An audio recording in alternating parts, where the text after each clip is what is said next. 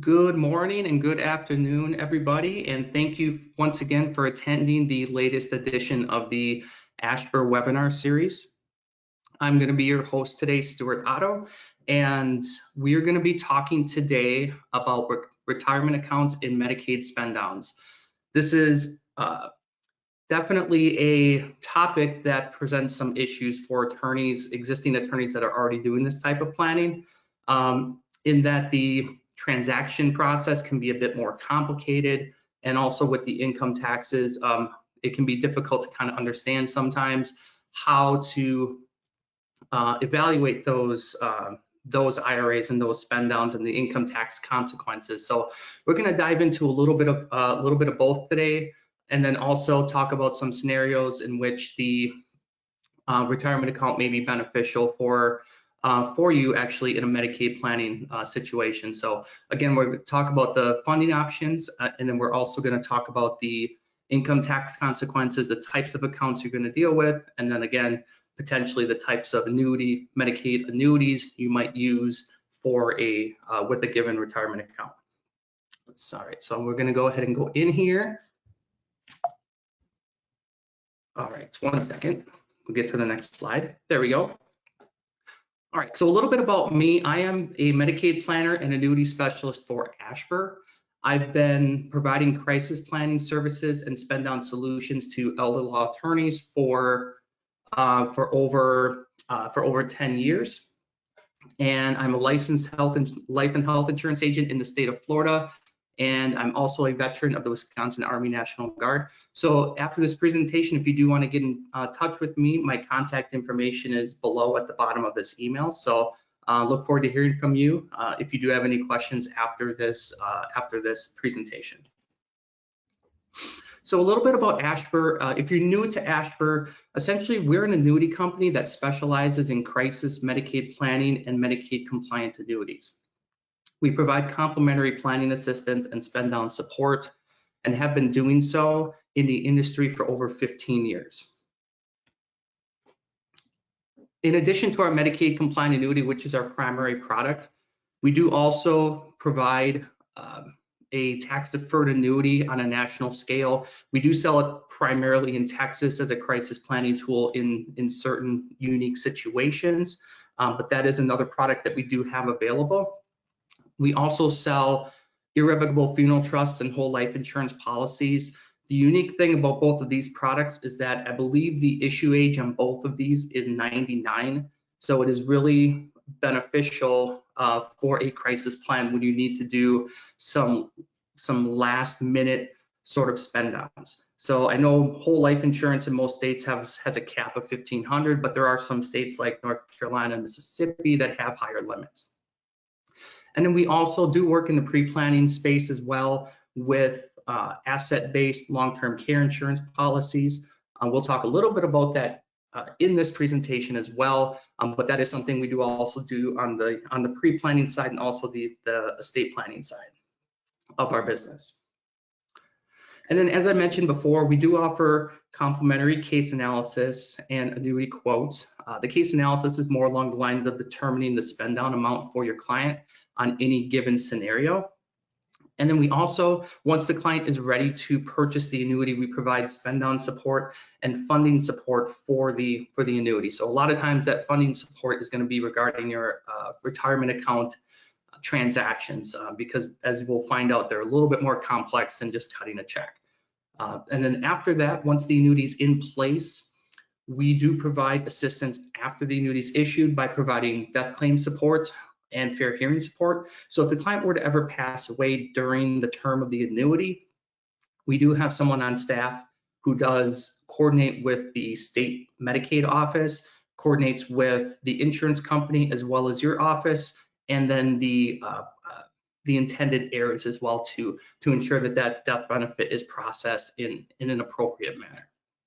And then our fair hearing support, which is something we haven't had to use yet. We haven't had really any denials to this point with our products. So that's always good. It's always a good track record to have in this industry for sure.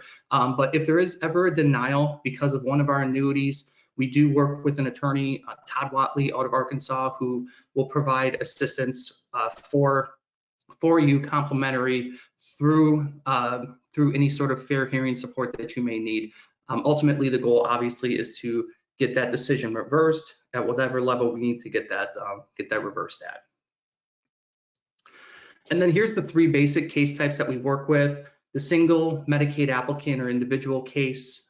We do have cases with a Medicaid applicant and a community spouse. So that becomes more of a traditional community spouse annuity. And then lastly, we work with scenarios where both spouses are the Medicaid applicants and are residing in a nursing home. So we do have experience in kind of calculating more of a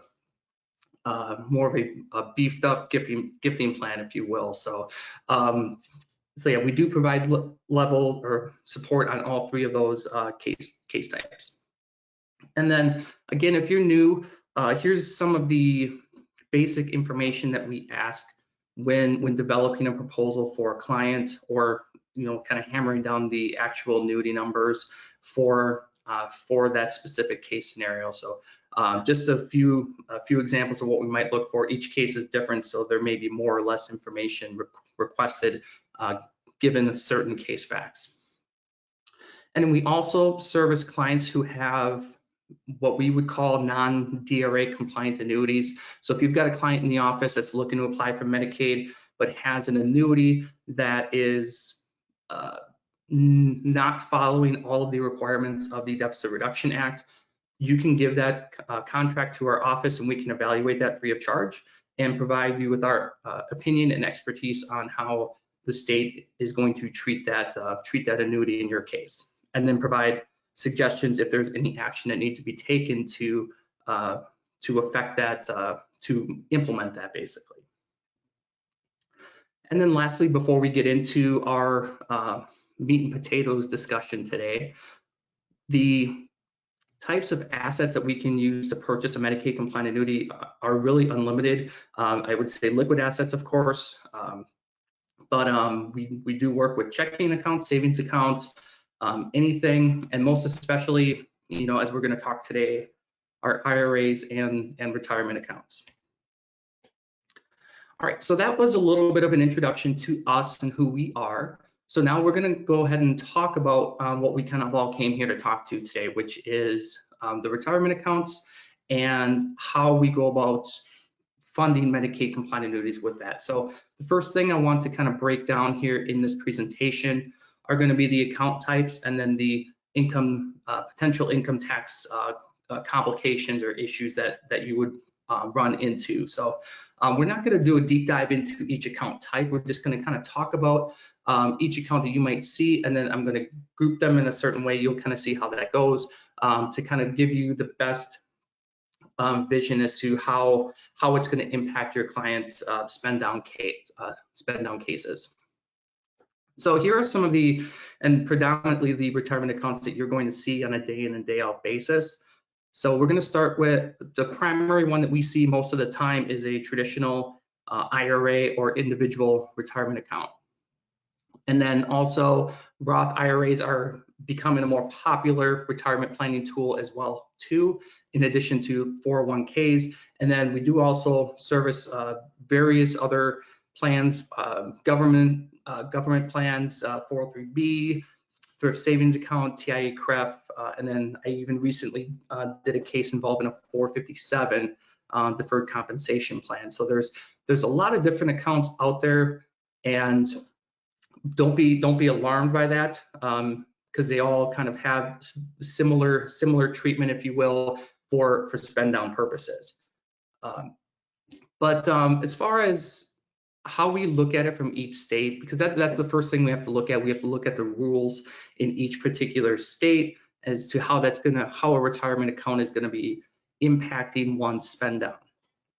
So there's a number of different positions a state can take on the treatment of retirement accounts. The first position, and what would be obviously the most ideal for everybody here, would be that the IRAs are completely exempt across the board. So there's not many states that do that, but there are states that will completely exempt a retirement account just because it's part of their policy. So it's a very kind of a pro client or pro applicant kind of position there. So that's a situation where we don't have to worry about spend down really for Medicaid eligibility. Now, there are the other states that will exempt the IRA only if the individual is RMD age or taking regular systematic payments. So usually if a state takes a position like this, if they're RMD age and taking their RMDs, they'll consider that retirement account to be exempt as well. But there are scenarios where they may not be RMD age and are taking regular or may not be taking regular systematic payments. That could be an additional state-to-state sort of requirement. So it is certainly important to know what your state's rules are pertaining to those sort of gray area situations. Another position that the state can take is that they're going to make the retirement accounts essentially available for Medicaid purposes, and that's going to be what we're going to be talking about: how to spend down available assets, such as these retirement accounts here. So that's probably the predominant position that most states take, is that they treat these assets as available. So don't be alarmed if you're in one of those states. It's a very common thing that we have to do. I would say probably 10-15% of our business is probably done with IRA accounts and IRA spend down. So it is relatively common to see these types of transactions for Medicaid spend downs. And then another position that a state might take is that they might deem the retirement account exempt only if it's owned by the community spouse. It'd be a situation where if the retirement account is in the Medicaid applicant's name, chances are they would treat that as available, and then the community spouse's position, if it was owned by the community spouse, they would treat it as exempt. There are situations and things you can do in those states, unique things that you can do to help kind of maximize your asset protection plan in those situations. But obviously the point is to articulate that it's most retirement accounts and planning for retirement accounts are most complicated in states where they're considered available resources. All right, so one of the things or the main thing that makes retirement accounts complicated are the income tax considerations. So wanted to talk about a couple things here that I think are kind of at the heart of the income tax issues that we're kind of seeing on a day in and day out basis. So if a client has an available IRA, one of the things that has to be taken into consideration is the income tax rate that the client is going to be assessed. So obviously, when you're spending down a retirement account, you want to keep the client in the lowest income tax bracket possible. So one of the ways to do that is to spread out the income tax over a longer period of time. That would generally give them less annual income to report every single year. This is why the term of the annuity is a big consideration when we're looking to execute the purchase of the annuity. So because, as you know, or should know, Medicaid and compliant annuities are immediate annuities. They're not deferred annuities. So they're basically income producing assets. So the income payments that you receive typically on a monthly basis are going to be considered income for Medicaid purposes. And if it's funded with an IRA, it's going to be 100% income taxable to the individual who purchased the annuity. So again, the payout term becomes an important factor when considering an IRA Medicaid compliant annuity. The other thing that becomes very important is the ability to deduct medical expenses or other taxable deductions. They're great ways to help reduce the income tax rate.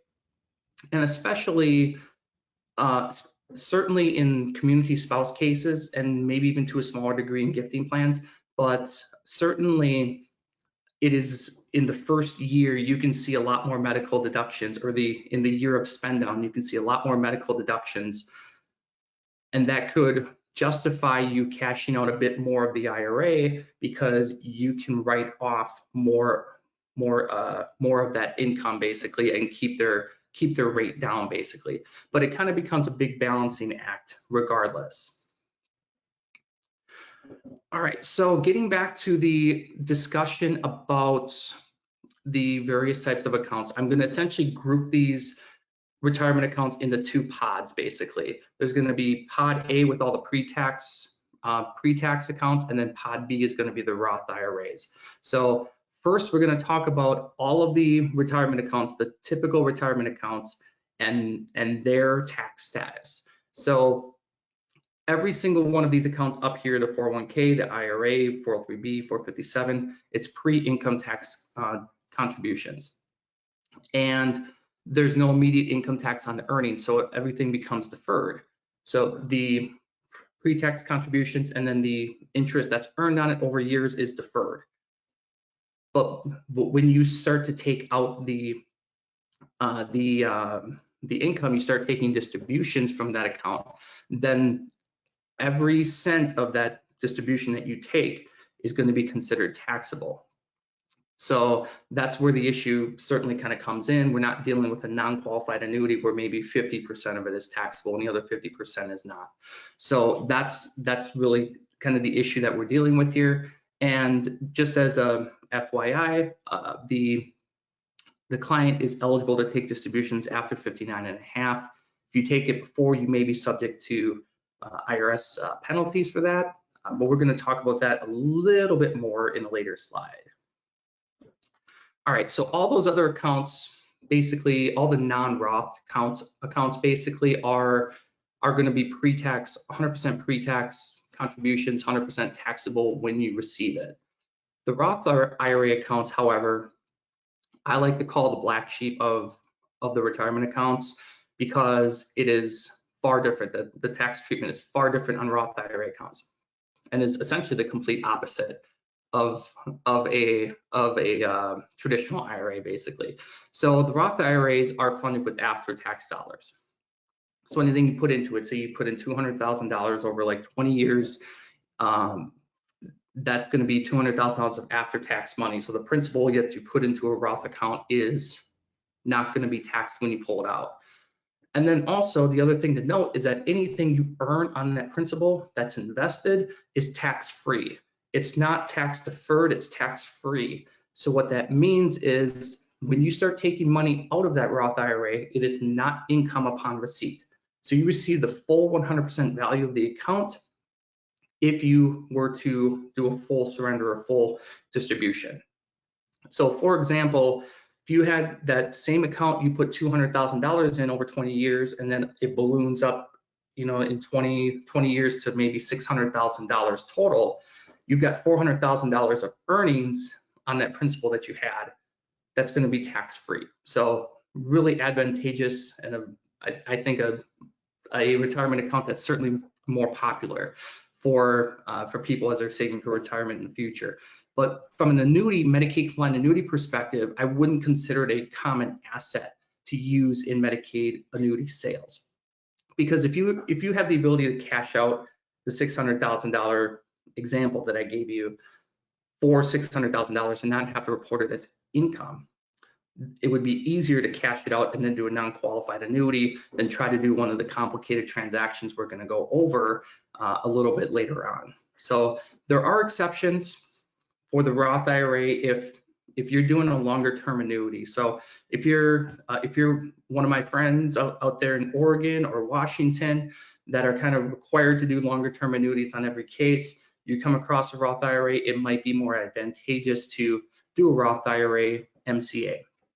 But if you're doing a short-term annuity, there's not a lot of interest to be earned on the Medicaid compliant annuity product itself to really kind of justify going through that complicated process. So I usually only recommend it if recommend the Roth MCA if there's a lot of interest to be earned on the MCA purchase itself. All right, so this slide here, I like this slide. I like this slide a lot because I think what it does and what I want to show you or articulate with you is how we are able to actually fund a Medicaid compliant annuity with tax qualified dollars. So when we purchase a Medicaid compliant annuity, the application has basically one question. It's like, what type of funds are being used to purchase the annuity? Non-qualified, traditional IRA, Roth IRA. Those are the three types of accounts that we can set up for a Medicaid compliant annuity. So when we are purchasing an annuity with other traditional IRA funds, or say we're purchasing with a 401k or 403b, anything in this box up here is essentially going to be put into a traditional IRA MCA. That's how we'll code the contract, so it'll be a traditional IRA. Now, if you're doing a Roth IRA with a longer term annuity, then you are just going to set it up as a Roth IRA MCA. But this is how we go about coding each Medicaid compliant annuity to make sure we're coding it based on the assets that are going into the Medicaid compliant annuity, if that makes sense. All right, so I do want to go over an example with you of sort of the annual income tax consideration, the income tax bracket, information that we kind of talked about a little bit earlier. So I have this one case example, and his name is Bill Simpson. He's my case example go-to all the time. He's a 76-year-old male community spouse living in the state of New Jersey, and in that particular state, you would have a Medicaid life expectancy of just over 10 years or 120 months. So in this example, and we're going to run the Medicaid compliant annuity quote 3 ways to kind of illustrate to you a short-term, medium-term, and longer-term annuity, how the annual income tax is spread out basically. So let's go ahead and take a look at the next slide here. Here's the 3 quotes here, but I really want to draw your attention to the next slide because that's going to show you what the annual taxation is on each quote. So our short-term 2-year annuity that's going to provide income from January 25 through December of 26 is going to provide an annual taxation or annual income amount of $100,000, just over $100,000 basically. So that is what the client would have to report in tax year 25 and tax year 26. Now that would be a scenario where that's a lot of income to consider or to essentially take on in a given year. So you may want to have a plan in place with a lot of write-offs or medical deductions, things like that to definitely lower that number. Now, you look at the middle term, the 5-year quote, 60 months, you're going to have tax years of 2025 all the way through 2029. But the annual taxes for the 5-year quote is going to be the $42,240. So a bit more manageable because we're already in a very small tax window or tax rate there with $42,000. Now, if there's other things to write off on that too, makes it easier to get it down into that lowest taxable rate. And then lastly, the longer term annuity, the full 10-year payout, will provide an annual taxation of $23,400. That will be from tax year 2025 to 2034. But you see that annual income tax is going to be only $23,400. So my analysis on this, and we're going to look at this from both IRS classes and Medicaid classes. So from the IRS perspective, Mr. Simpson is paying over $100,000 in income tax, or he's having to report $100,000 in income tax for tax years 2025 and 2026. Like, as I mentioned, that would be a good time to ensure there's many write-off options to reduce that tax rate as much as possible.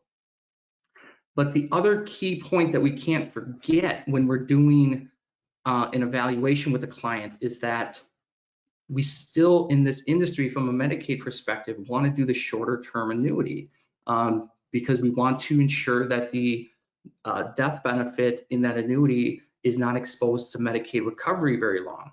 So obviously, the shorter the term, the better in that instance. So it definitely becomes a big balancing act from what the IRS issues are and then what the Medicaid issues are. I highly encourage working with a tax advisor, either if you've got one in your office or if you are one, or if the client has one that they work with pretty closely. Having a good plan for them is very important to kind of understand, kind of how short can we go and still kind of keep the lowest rates available? And it might even be a case where maybe we're in a little bit higher bracket for 1 or 2 given years. Maybe the client and the attorney are okay with that, but it just comes down to understanding that and setting expectations for the client, doing the due diligence throughout this process to make it right. But that's something I think in these cases you have to have the IRS glasses on here as well as the Medicaid glasses to kind of see it through 2 different perspectives and then come to a reasonable conclusion or a recommendation for the client. And then the other thing too, it can matter who's purchasing the MCA. I tend to say if it's a community spouse annuity, go a little bit shorter with the term if you can to limit that exposure to the state. But if the Medicaid applicant is purchasing the annuity for whatever reason, then the exposure is mitigated a little bit because the community spouse is the primary beneficiary. Another reason we go longer with Medicaid applicant annuities is because that limits the income, and thus if they're on Medicaid but they're getting income from this annuity, it's going to reduce that Medicaid benefit dollar for dollar. So we want to be able to minimize that as much as possible. All right, so that's a little bit about the income tax consequences and a little bit about the accounts.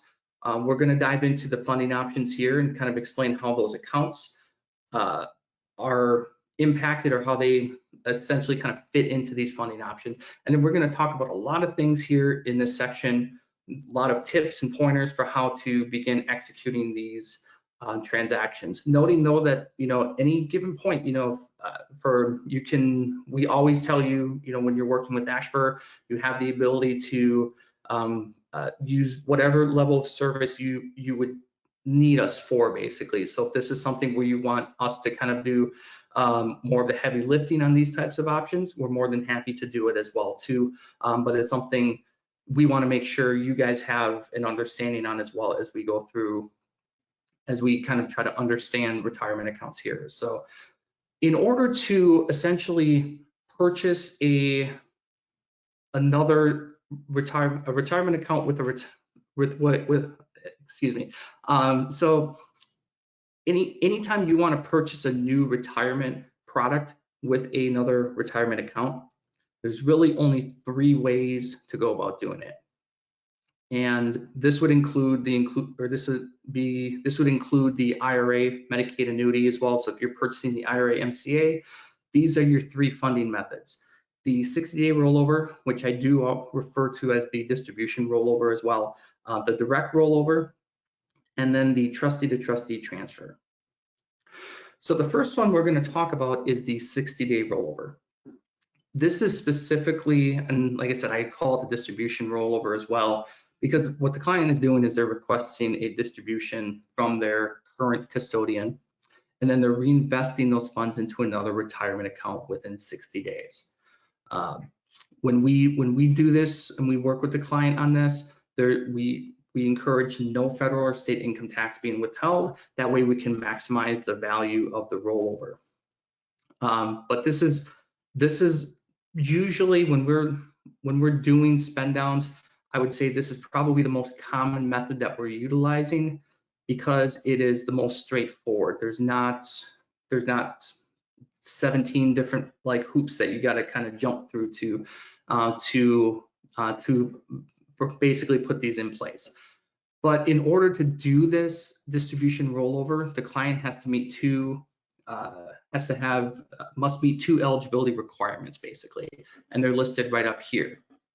The first one being that you can only be purchasing the MCA with 1 retirement account. If you've got 2 or 3 retirement accounts out there, then we have to explore the other options, the direct rollover and the trustee-to-trustee transfer, because you might incur your client to additional, or I shouldn't say additional, but potential tax penalties for executing that transfer. They could probably do 1, but they wouldn't be able to do the others. So it usually just works out to doing the entire trustee-to-trustee transfer or direct rollover with all of them.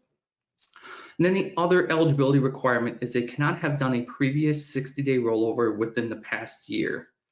And they cannot have done a previous 60-day rollover with any of their retirement accounts. So if they've got 5 different retirement accounts and you want to roll one of them into a Medicaid annuity and put the rest in the CSRA, that's fine. But if you had done a rollover on one of those other accounts, even though it's not the one you're rolling over, that's a potential problem for the IRS. So it's something you want to have that clarification with the client that they haven't done any previous transactions within the past year with any of their retirement accounts. And by that I mean, if they just took the distribution on it, that's one thing. So like they can take distributions on other accounts regardless. But if it's a situation where they actually did another 60-day rollover within the last year, then that would be the trigger to say, no, we can't do another 60-day rollover, because that will trigger a tax penalty. All right, and another thing I want to talk to you about this one, I did mention that it's the most straightforward process, the most straightforward transaction for this type of planning. We rely on deadlines and meeting those deadlines on a consistent basis. The 60-day rollover is the best way to do that. But it doesn't come 100% clean. There is a pain point here that I want to stress. Again, this is setting expectations, but this is kind of setting future expectations. So as long as you take the distribution and then refund it into the IRA MCA within 60 days, you're not going to be taxed on it because you're not withholding anything from that current custodian. But that existing custodian that's giving you the distribution is required to report that as a taxable distribution. They have to report that because that account, they don't have the funds anymore and they didn't coordinate with the new carrier that a new custodian took it over. So this is more like the client, the IRS owner or the IRA owner, basically, or the retirement account owner, having to connect those dots. So they need to work with their accountant and provide whatever documentation is necessary to ensure that that is done. It's not terribly difficult as long as you kind of provide the breadcrumb trail for it. So, but that's something, want to be able to set that expectation if you are doing this type of transaction. All right, and then another thing, ACHs and wires kind of help reduce timelines further on these 60-day rollovers. So when the distribution is occurring, if there's an option to put in the bank account information or do a wire, even if it's like a $30 or $45 fee, I think that's far worth it than them having to send you the funds via snail mail, or basically like the 1995 way of doing transfers. So those ACHs and wire options are there to help expedite the process as well. All right, the second type of rollover is called a direct rollover. And I'm going to specify that this one is more specific for the 401ks, the 403bs, TSP, TIA, CREF, 457 plans. Those all, most of the time require this option, that this is the only option available. So if you see 401k on the statement, forget about the trustee transfer and forget about the 60-day rollover, because you're doing a direct rollover most of the time in these cases. So when you see that, when you identify that type of account and it falls in that first bullet point, the immediate reaction is we need to find the plan administrator and contact them, establish a connection with them, and obtain the paperwork necessary to transfer the funds outward into the Medicaid compliant annuity. This is a process that I give little assurances to on the timeline. I give 1 to 4 weeks, but each plan can be totally different from the other. So I do kind of say, within a month, most of the time we should have a direct rollover completed. But you need to know that you will delay the process further if you do the transfer paperwork with the receiving company. You'll delay that further because then the company, the plan administrator, whoever's processing that paperwork is going to come back and tell you, no, we we need this paperwork done. So that delays the process instead of going straight to the plan administrator and obtaining that paperwork. All right, and then the last thing, and probably the most important thing from like a tax perspective, the difference between a direct rollover and a 60-day rollover, they have similar names, of course, is who the funds are payable to. So in a 60-day rollover, the client actually receives the funds in some way, shape, or form. Could be a check payable to them, could be distribution into their account, what have you. But those funds go to the client, and the client has the ability to negotiate those funds. The direct rollover, however, is more of a custodian to custodian transfer, basically, very similar to a custodian to custodian transfer, not quite exactly like it, but it is. They do make the check payable to the receiving institution, and as part of that process, they may ask for like an account number or some information about the MCA that is being purchased. So that information can be provided as needed, basically. So not an issue if we have to do that. All right, and then so the trustee to trustee transfer, also referred to as custodian to custodian.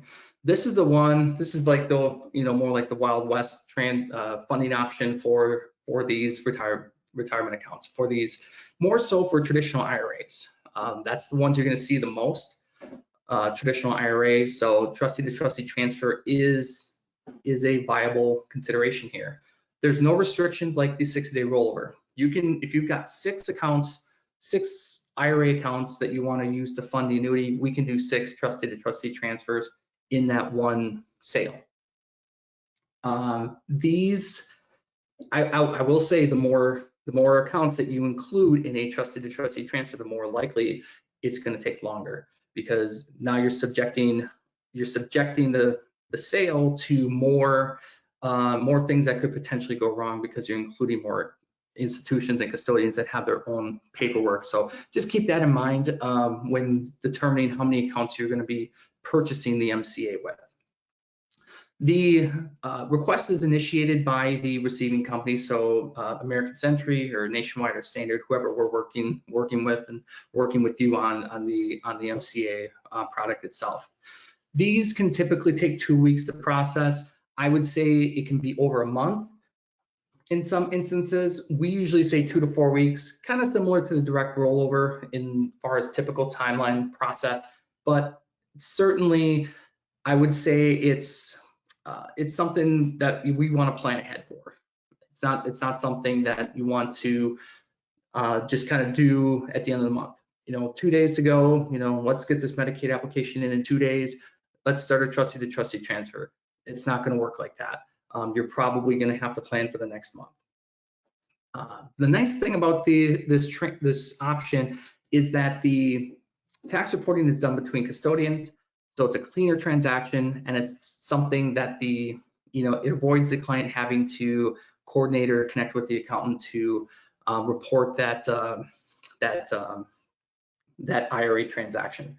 And because of that, I think it's the ideal way to purchase the IRA MCA. But again, I think the issues are with the uncertainty on the timeline. 2 to 4 weeks is typical, but we've seen transfers take 2 months, 3 months to complete sometimes. These can be unpredictable if there's ever any issues that kind of arise. You have to make sure the paperwork is immaculate, perfect, so that we're minimizing the need for more paperwork and more requirements and stuff like that.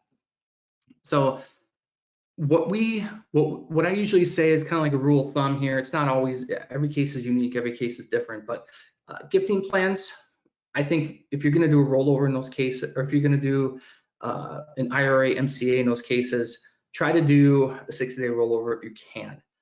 That's such a timing transaction there that if you lose a month, then we got to reconfigure everything all over again.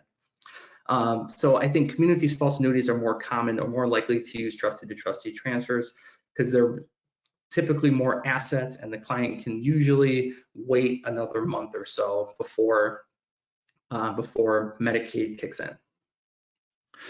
All right, so here's some things to consider. Those are the 3 funding options. These are some things to consider when kind of evaluating your option. And I think this can probably apply a little bit more towards the trustee and direct rollovers and transfers, but I think this can also apply to the 60-day rollover as well. But from company to company and from product to product, really, the requirements can be different. That's kind of why I put transaction in there. It's different from one to the next, one product to the next. We're also dependent on the custodian company to determine the timeline of the transaction. We can't dictate the terms of the transaction because that IRA custodian needs to follow the protocol, the IRS code as well too. So they have requirements, they have T's to cross and I's to dot as well. So that's why a big part of why this process takes a long time. They don't want their paperwork screwed up in any way, shape, or form.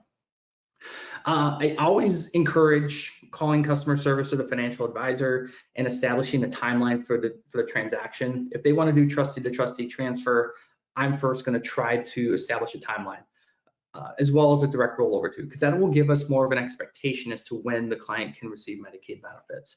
So here are a few questions that I typically ask companies, and I have a preference to calling customer service a little bit over the financial advisor. Just because customer service is more general and kind of providing that information, the financial advisor can, depending on the relationship, I would say if the client has a really good relationship with the advisor and wants to go through with them, then obviously we want to work with that financial advisor. But if there's any gray areas there and uncertainty, customer service is to me a little bit safer option because you're going to get the general information that we're trying to ask for. So I think asking questions like, can you email or fax transfer requests, or do they need original forms and they need to be mailed? Are medallion stamps required? We're going to talk about those on the next slide. This is a good question too. How long does it take from the time you receive the paperwork to approve or deny the request? I hear most common 3 to 14 business days. I've seen 21 business days. I've seen someone quote 21 business days and it gets done in like 5 or 7. So it really depends on the company again, obviously. And then after the approval is received, ask them how long before a check is cut and mailed. And then can they, instead of mailing it, can they ACH it? Can they wire it, for a fee? Something like that to try to speed up the process as well.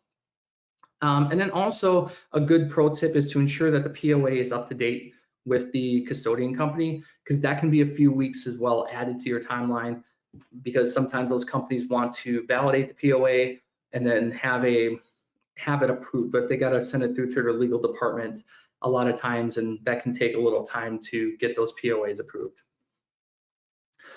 All right, so I talked about the medallion stamp. So that is very similar to a notary stamp, but it's more for financial accounts. So you need a qualified witness to oversee the signature of the transfer request. So if you get the direct rollover paperwork, or you've got the trustee to trustee paperwork from our insurance carrier, or even distribution paperwork sometimes too requires the medallion stamp. So that's the paperwork that this qualified witness is going to need to oversee that signature. So don't sign it before you get in there.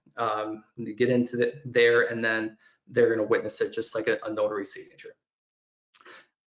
I get this question asked a lot, but it is a requirement of the custodian company, not our carriers. Our carriers don't require it because we're not the one processing that paperwork. It's the custodian company that requires it. So that's why we ask them that question. Stamps are also, they're typically available at local financial institutions, banks, financial advisor could potentially, or financial advisor's office could have that stamped as well too. One little pro tip here as well, try not to go to the custodian institution that's currently holding the account, because they may try to talk you out of the transfer request. If they see that they're losing a $200,000 or $300,000 retirement account, they might try to talk the client into keeping that account open. So if we've already gone through that process of evaluating that, that's what we need to do. We don't need that company throwing another wrench or stick into the process and derailing it further. Also with medallion stamps, their original signatures are required, which means everything's got to go through mail. So that's a process in of itself. Probably add another a week or so to the process if a medallion stamp at least is needed. And then also, as an FYI, these stamps are usually required with more investment type accounts like brokerage accounts, mutual funds, or accounts that just have higher values. I've seen banks do it though with like, $40,000 IRAs as well. So don't be presumptuous and thinking I'm not going to need a medallion stamp, because if you find out after the fact you need one, it's a very painstaking process. It's almost like starting over. All right, and then just a few other tips for initiating the request. I really like this one. I think the first thing you want to do, and I think a lot of attorneys already do this, but ask the client for the most recent financial statement. That's going to give you all the information that you need to get started, because it's going to identify the account type and the value of the account. It's going to provide you with the financial advisor information. And it's going to also provide you with the best customer service number to call. So if you are calling customer service, it's better to get the customer service number from that account's financial statement, because it's going to give you the right number for that specific account. Too many times you try to call a general number and then you're bouncing around all over the place. Get the financial statement and find out this information in the bullets. It can streamline that process for you a little bit more. And then also for all the following accounts we talked about with the direct rollovers, reach out to the plan administrator to begin that transfer process. So essentially, if you're dealing with a direct rollover, you're probably dealing with a plan administrator. So again, that'd be the first step to take after obviously getting a financial statement, identifying who the plan administrator is as well. But that's very, very important. All right, so now I know we're still got about 13 minutes here, so I think I'm actually making pretty decent time here. I'm going to go over a few case scenarios. This is kind of general information of when we are going to need to use Medicaid compliant annuities with retirement accounts. Most you're probably aware of, some you may not necessarily be aware of. So just wanted to bring these up as kind of maybe like a review here. And I will say I'm not going to go into specifics on like actual case studies here with these. It's just going to be informative. If it's something you want to talk more about any one of these accounts, please feel free to email me or call me after the webinar, and I'm more than happy to set up a time where we can kind of discuss some of these annuity options for you and your clients. All right, so we're going to evaluate the retirement account options for the Medicaid applicant and then also for the community spouse as well.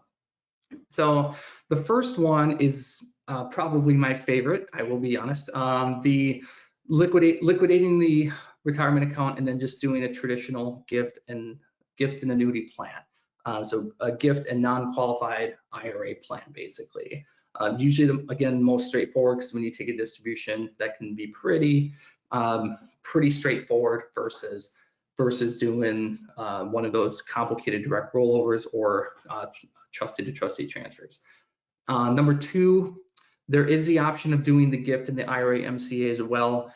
I would say that, and I have done these before, and it's certainly something. Again, I think there are scenarios where it is beneficial, but we want to make sure that the MCA term is long enough to stretch into multiple years. If you're doing a 3-month annuity and first payment started in October, it's not beneficial, because that annuity is going to pay out in full in the same tax year. So even if you start in January, first payment in January, and it goes for 12 months, that last payment, all the payments are still going to arrive in the same tax year. So there's no benefit, because you don't have multiple tax years to worry about with the annuity.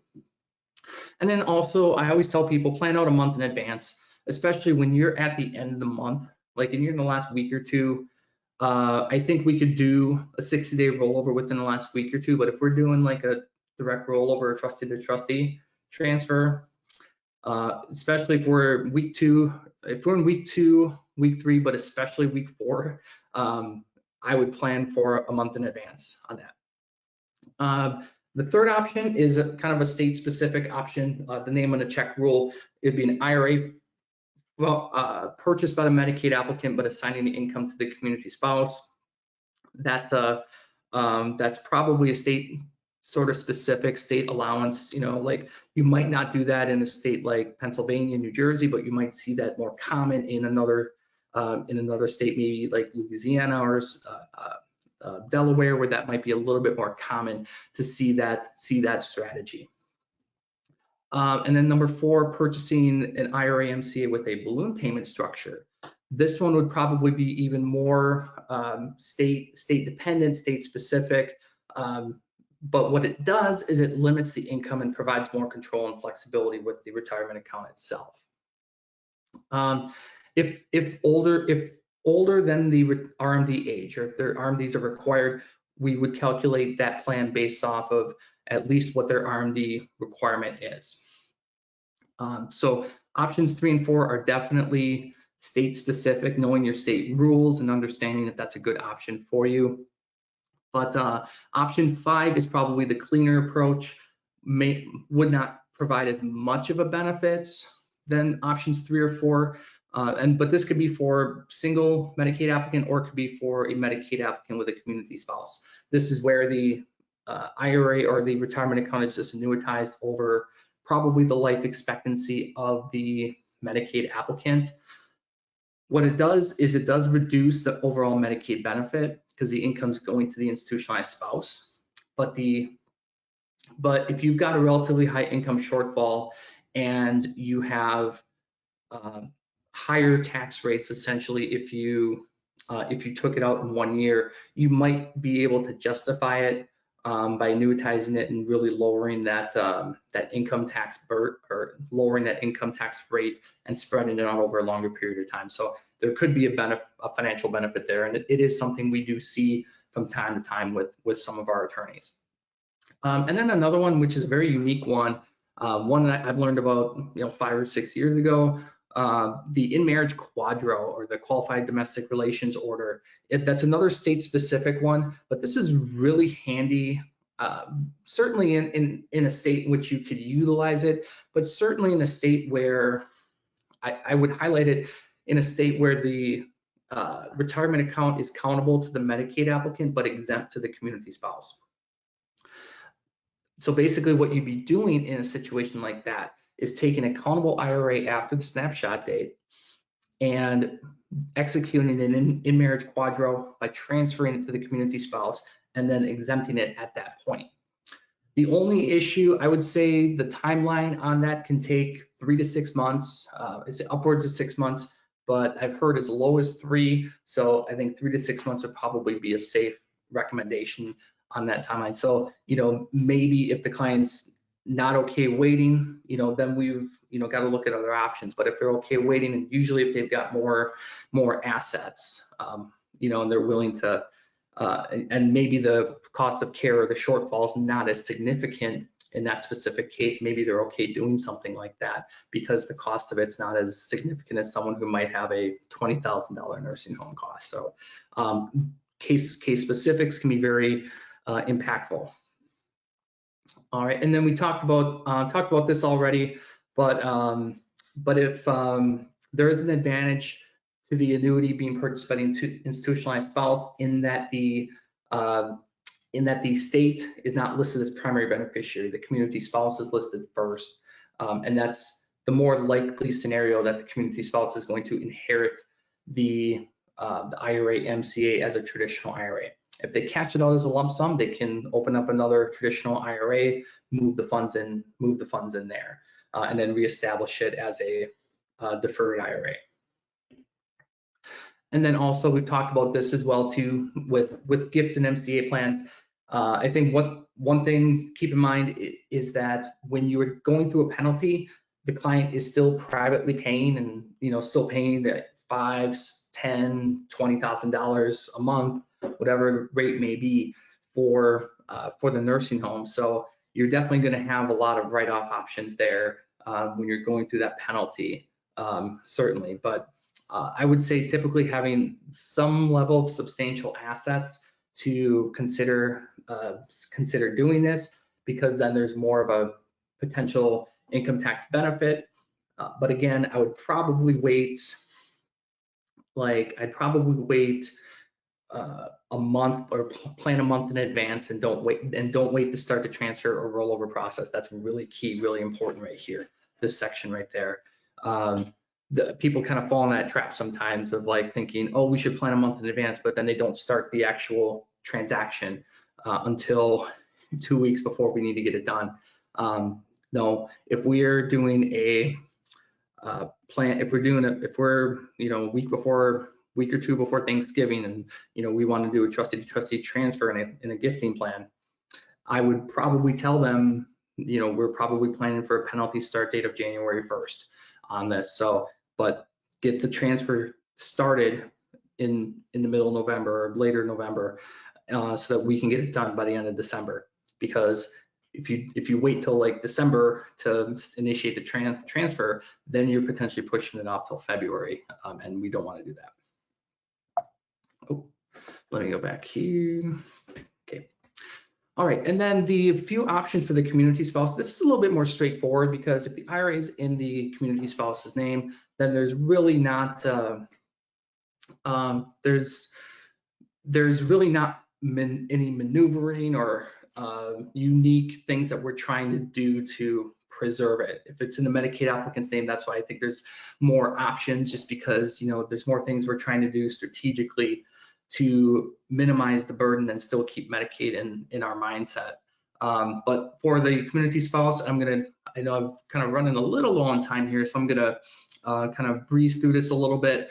Option number one, leave the retirement account in the CSRA if that's feasible. If we can do that, it's a good option. I always like to have a little bit of a slush fund, or like a rainy day fund if anything would ever happen. I like to have that as like a non-qualified account a lot of times. So I don't know how I feel about funding the full CSRA with an IRA, but it's a good option to have if they have the maximum CSRA. You can do a traditional Medicaid compliant annuity with the retirement account. You can do the balloon payout structure as well. That might be able to help for MIMNA transfers in your state. Again, that is state specific as well. So make sure we're doing our research on that before we're executing. And then lastly, the client can purchase a long-term care insurance policy. Community spouse could do something like that. But again, I think the value of that's going to be a little bit limited. But it does provide a 20-year income plan, tax plan essentially for the IRA, and the long-term care benefit can be twice as much as what the IRA value is. So definitely an option to consider for them for the future.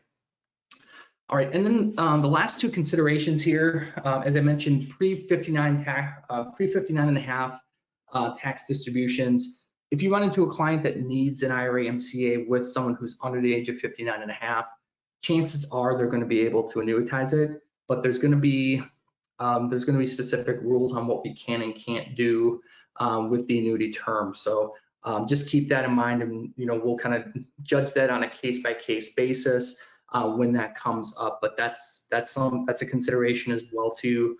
And then lastly, there are retirement accounts that are non-qualified with regards to annuities, basically. So we do what's called a 1035 exchange for annuities, life insurance, and endowments.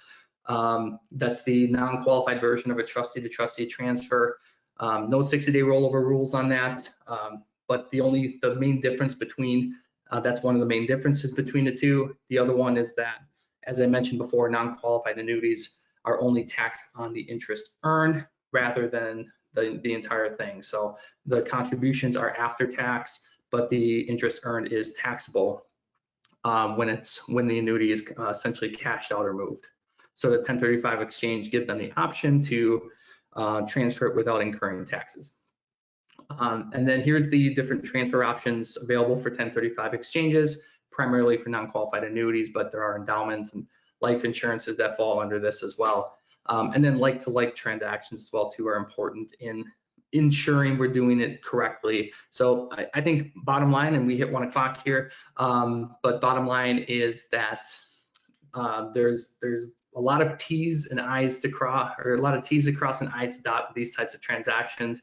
Very rarely do we do these types of transactions relative to like IRA, trustee to trustee transfers. So I think with that, I'm going to turn it back over to Amber and see if we have time for any questions to answer. Awesome. Thank you, Stuart. I know one of the questions that we get frequently is whether we, you and I and others at Ashford will be involved in helping with the actual transfer process. I know attorneys are pretty used to working with us when they're funding an annuity with cash or a wire transfer, things of that nature. But I a lot of times get questions about whether we'll get on the phone with the client or with the other administrator and help them to guide them through the process of actually getting that transfer completed. Can you speak to that a little bit? Yeah, and I think too, I think like you, Amber, you know, we are definitely in, you know, can be very involved in the process as well. And, you know, I think we're definitely more than happy to kind of help provide whatever support is needed to be able to get the, you know, to get the transaction done in the most timely fashion. And that can sometimes include, you know, coordinating or speaking directly with the client, which, you know, personally I've done, you know, on several transactions as well too. So that's certainly possible. I just do want to, you know, weigh that as well too with, you know, with whether or not, you know, the client is, you know, comfortable doing that as well too, because I think, you know, we want to ensure that, you know, that everything's still kind of being done within the Medicaid plan that the attorney's laying out for the client. So I think certainly if we're working directly with the client too, I would certainly be in communication with the attorney constantly on the process of it and status and where we are. Mm-hmm. Yeah, I just had a case yesterday where the attorney had outlined the plan to transfer the client's 401k over to a company that we're working with, and the client was kind of overwhelmed trying to get on the phone with the 401k administrator, and we within 30 minutes were able to have a conversation with the appropriate person at the 401k company and get the check issued and sent through expedited mail. So we are available if the client has questions about doing a direct rollover or a transfer, and we can also help with filling out the transfer paperwork to actually get that done in an expedited fashion. So if anybody has any questions for myself or for Stuart, feel free to reach out with the phone number or the email addresses that you're seeing on the screen. My email is amber@ashford.com. Stuart, did you have anything else you wanted to add before we close out? No, I just want to thank everybody for the opportunity to, being here at the webinar and for the opportunity to talk about this. I know it's a subject that, you know, we frequently, you know, talk with attorneys about and kind of help them with. And so I was very happy to do a presentation this month on something that, you know, I think can be very beneficial for attorneys in these transactions going forward. And I hope I was able to kind of provide some guidance for future cases as well. Awesome. Thank you, Stuart, and thank you everybody for your time today. Thank you. Bye.